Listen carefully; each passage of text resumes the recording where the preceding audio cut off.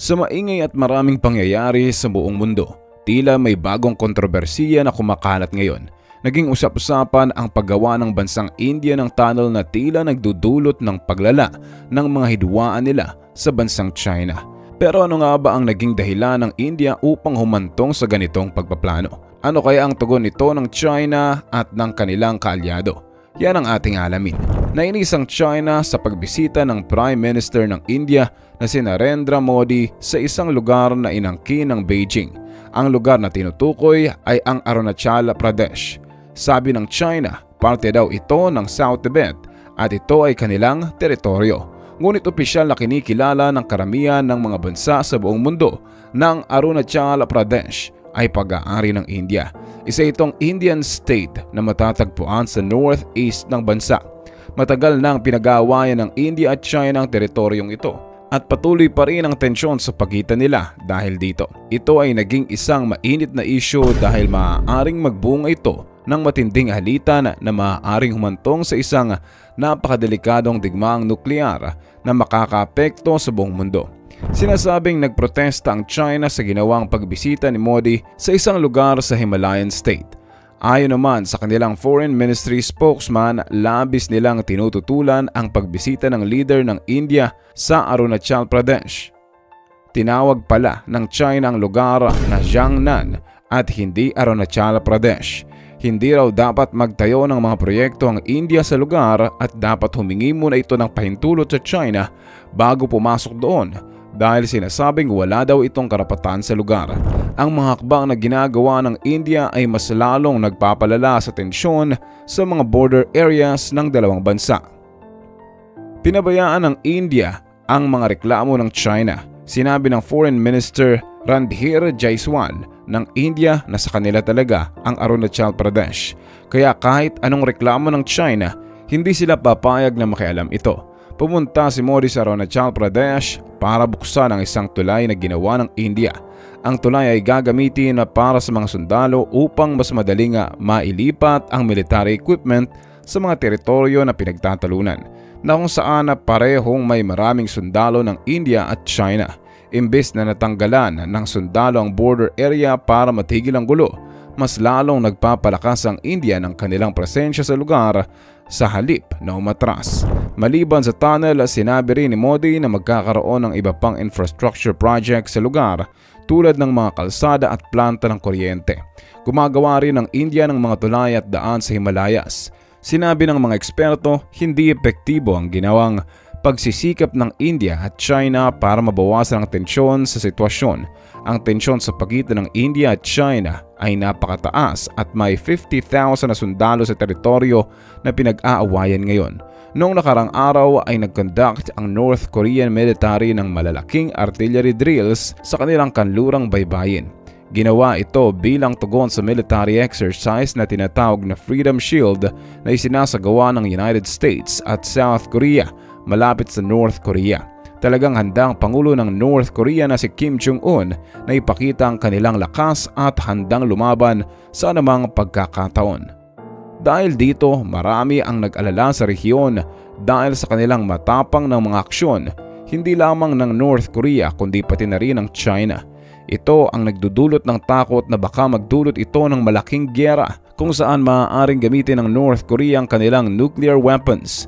Iniutos ni Kim sa kanyang militar na maging handa para sa mabilis at malupit na pagsalakay na kung sakaling magkaroon ng digmaan. Hindi malinaw ang tunay na dahilan kung bakit biglang naging agresibo si Kim, pero may mga eksperto na nagsasabi na ito ay maaaring kaugnay sa posibleng pagsalakay ng China sa Taiwan. Marami ang nagsabi na ang North Korea ay tutulong sa China sakaling maganap ang pagsalakay sa Taiwan. Pinahiwatig ng North Korea na kaya nilang salakayin ang capital city ng South Korea, ang Seoul. Kaya naman ang militar ng South Korea ay mabilis na nag-aayos para sa posibleng pagsalakay ng North Korea. Kamakailan lang ay natapos na rin ng India ang paggawa ng 2 aircraft carrier na gagamitin sa kanilang Navy. Pinakita ng Indian Navy ang kakayahan ng kanilang mga aircraft carrier sa sabay na operasyon. Ang 2 aircraft carrier na tinatawag na INS Vikram Aditya at INS Vikrant ay magdadala ng mga MiG-29K fighter jets. Ang pagdagdag ng 2 aircraft carriers sa Indian Navy ay magbibigay ng malaking lakas at proteksyon sa kanila. Maliban sa depensa, ginagamit din ng Indian Navy ang kanilang mga barko sa mga rescue operations. Sa isa pang balita, kamakailan lang ay nagsagawa rin ang Swedish Air Force ng kanilang unang reconnaissance mission mula nang sila ay opisyal na sumali sa NATO. Gumawa ang Sweden ng 2 flight upang alamin ang mga intelligence information tungkol sa deployment at ang mga ginagawa ng Russian troops at weapons sa rehiyon. Kahit bago pa lang sumali ang Sweden sa NATO, nakakatulong na sila sa alyansa. Sa kabilang dako, naglagay ng missile launchers ang Japan sa Okinawa Island upang sagapin ang mga kilos ng China sa First Island Chain. Ito ay hanay ng mga isla mula Japan papunta sa Malay Peninsula. Sinabi ng Ministry of Defense ng Japan na inilagay nila ang Type 12 surface-to-ship missile launcher sa isla noong nakaraang linggo. Ito ay ang unang pagkakataon na nagawa ng Japan ito sa Okinawa. Ang Japan ay naglalagay ng missile system sa First Island Chain upang hadlangan ng China. Gusto nilang pigilan ang pagpasok ng People's Liberation Army sa mga pinagtatalunan na teritoryo tulad ng Miyako Strait. Sa Okinawa, may mga base ng militar ng United States na may 30,000 mga Amerikanong sundalo. Marami rin ang military base ng Japan sa Okinawa at patuloy silang nagtatayo ng iba pa.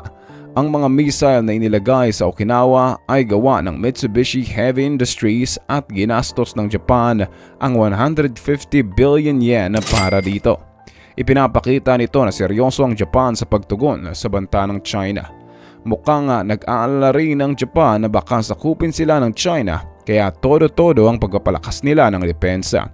Sa kabilang banda, plano ng Pentagon na gumastos ng $1 billion para sa mga sea drones bilang paghahanda sa posibleng gera kontra sa China.